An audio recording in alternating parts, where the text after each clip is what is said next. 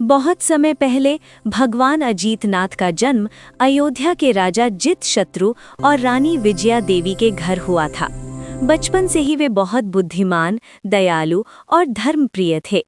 जब वे बड़े हुए तो उन्होंने राज्य संभाला और एक न्यायी और धर्मप्रिय राजा के रूप में प्रजा की सेवा की। उनके राज्य में सभी लोग सुखी रहते थे। राजा अजीतनाथ दान, धर्म और प्रजा की भलाई के लिए बहुत काम करते थे। एक दिन राजमहल में बड़ा उत्सव रखा गया। उस उत्सव में सुंदर नर्तकियां संगीत के साथ नृत्य कर रही थी। पूरा महल आनंद और संगीत से भर गया था। नृत्य करते करते अचानक एक नर्तकी गिर पड़ी। थोड़ी देर में दूसरी और तीसरी नर्तकी भी गिर गईं। कुछ ही समय में कई नर्तकियां थकान और मृत्यु के कारण जमीन पर गिर गईं। ये दृश्य देखकर सभी लोग डर और दुख से भर गए। ये घटना देखकर राजा अजीतनाथ गहरे विचार में डूब गए।